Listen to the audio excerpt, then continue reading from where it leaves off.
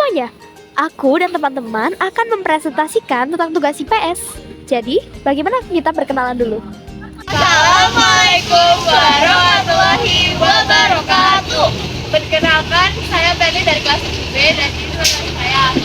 Perkenalkan, saya Sarjawan dari kelas 4 dari kelas B. Perkenalkan, namaku Mahadani Supaskandini dari kelas B. Ini yang bukan merupakan kegiatan ekonomi adalah A. Bertani, B. Bekerja di kantor, C. Bekerja di sekolah, D. Berdagang. Jawabannya adalah C. Belajar di sekolah karena ini tidak melibatkan karena jual beli atau kegiatan memproduksi. Nomor 2. Orang yang melakukan kegiatan produksi tersebut A. Konsumen, B. Produsen, C. Distributor, D. Berdagang. Jawabannya B. Produsen. Produsen adalah sebuah untung orang yang melakukan kegiatan membuat atau memproduksi sesuatu.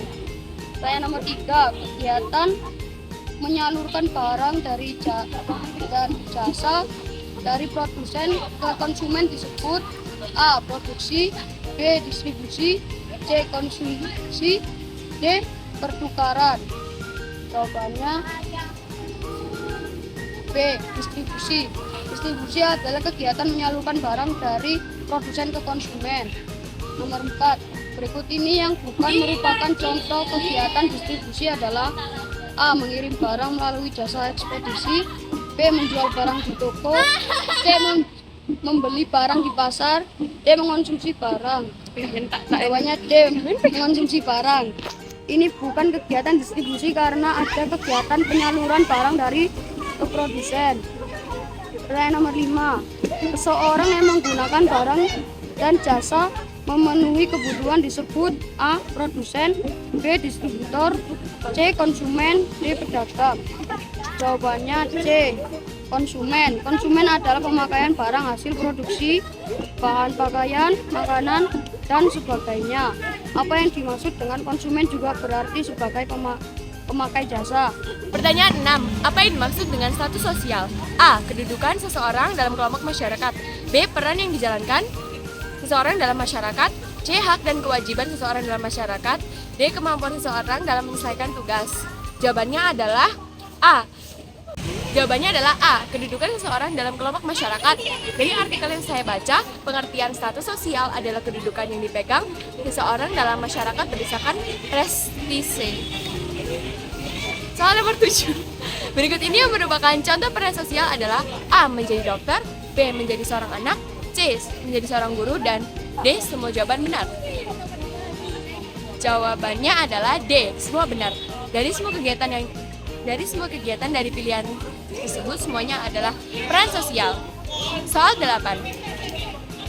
Apa perbedaan utama antara diferensiasi dan stratifikasi sosial? A. Diferensiasi sosial bersifat vertikal, sedangkan stratifikasi sosial bersifat horizontal. B. Diferensiasi berdasarkan kesamaan, sedangkan stratifikasi sosial berdasarkan perbedaan. Diferensiasi sosial tidak memiliki tingkatan, sedangkan stratifikasi sosial memiliki tingkatan. Diferensiasi sosial bersifat statis, sedangkan stratifikasi sosial bersifat dinamis. Bahannya adalah C. Diferensiasi sosial tidak memiliki tingkatan, sedangkan stratifikasi sosial memiliki tingkatan. Diferensiasi sosial dan stratifikasi sosial berkaitan dengan cara di mana individu atau kelompok di organisasi dalam masyarakat berdasarkan perbedaan tertentu, seperti status, kekayaan, atau kekuasaan. 9. Berikut ini yang merupakan contoh stratifikasi sosial terbuka adalah A. Sistem kasta, B. Sistem feodalisme, C. Sistem meritokrasi, D. Sistem apartheid. Jawabannya adalah C. Sistem meritokrasi. Meritokrasi adalah sistem di mana posisi-posisi sosial atau keberhasilan seseorang dalam masyarakat ditentukan oleh prestasi, kemampuan, atau bakat individu tersebut. 10. Dampak positif dari stratifikasi sosial adalah A. Mendorong terjadinya mobilitas sosial, B. Memperkuat rasa kesatuan dan persatuan masyarakat, C. Menciptakan stratifikasi sosial yang kaku, dan D. Memperlebar kesenjangan sosial. Jawabannya adalah B. Memperkuat rasa kesatuan persatuan masyarakat.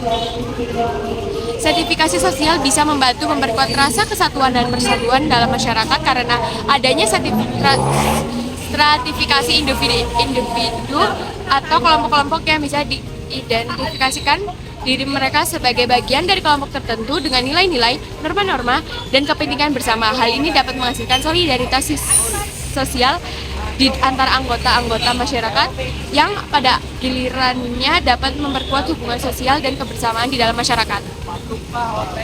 Soal esai nomor 1. Kegiatan ekonomi apa yang pernah kalian lakukan sebelumnya? Berikan contohnya. Bekerja sebagai karyawan, membuka usaha sendiri, atau berinvestasi dalam pasar keuangan. 2. Jelaskan yang dimaksud dengan status sosial. Status sosial merujuk pada posisi atau kedudukan seseorang dalam struktur sosial suatu masyarakat yang ditentukan oleh faktor-faktor seperti pendidikan, pekerjaan, dan kekayaan.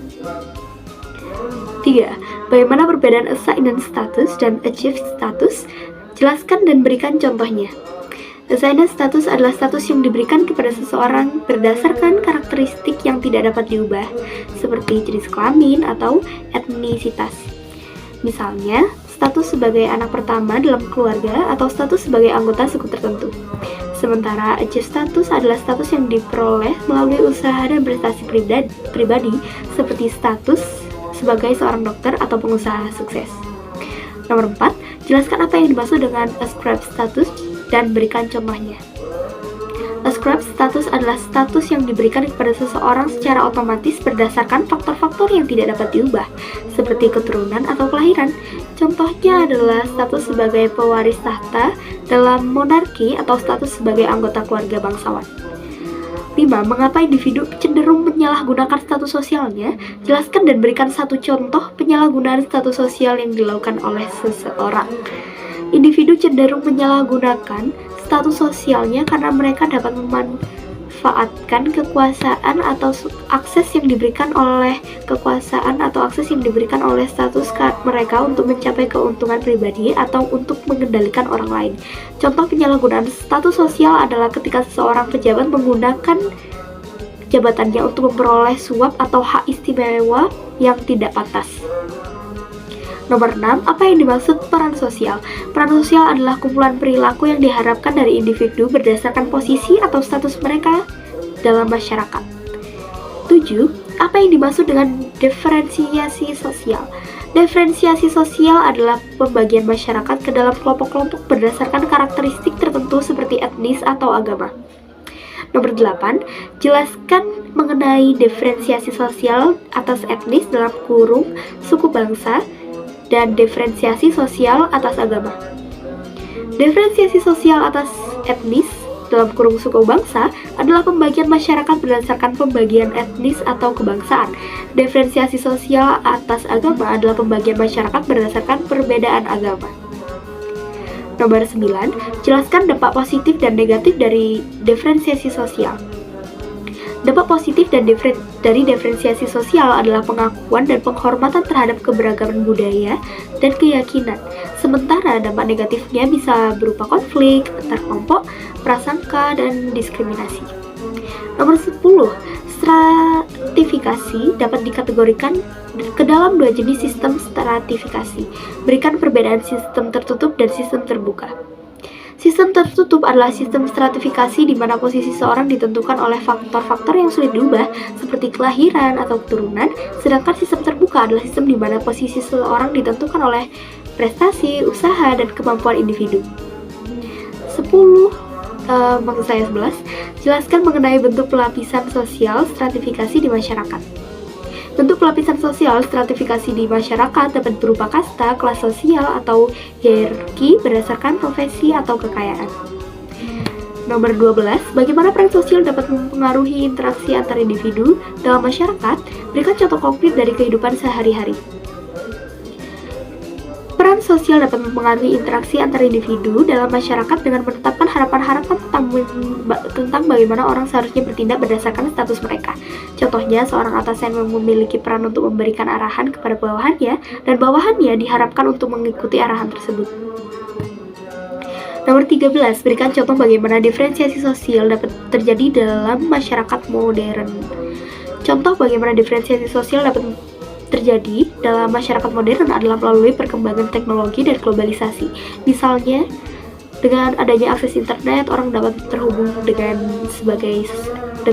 berbagai kelompok sosial secara online. Ini dapat menciptakan perbedaan sosial antara mereka yang memiliki akses dan keterampilan teknologi yang baik dengan mereka yang tidak memiliki akses atau keterampilan tersebut. Perbedaan ini dapat mempengaruhi kesempatan ekonomi, pendidikan, akses informasi antar individu. Nomor 14, mengapa penting untuk memahami status, peran, diferensiasi, dan stratifikasi sosial dalam memahami dinamika masyarakat? Jelaskan dan menggunakan argumen yang kuat. Penting untuk memahami status, peran, diferensiasi, dan stratifikasi sosial dalam memahami dinamika masyarakat karena faktor-faktor ini membentuk struktur sosial yang membentuk cara orang berinteraksi, mengambil keputusan, dan mendistribusikan sumber daya. Memahami hal ini membantu kita mengidentifikasi ketidaksetaraan, konflik, dan peluang dalam masyarakat, yang pada gilirannya dapat membantu merancang kebijakan sosial yang lebih inklusif dan adil. Nomor 15, jelaskan bagaimana peran sosial dapat membantu seseorang dalam mencapai tujuan hidupnya. Cukup simpel, peran sosial dapat membantu seseorang dalam mencapai tujuan hidupnya dengan memberikan panduan tentang bagaimana mereka harus bertindak dan berinteraksi dalam masyarakat.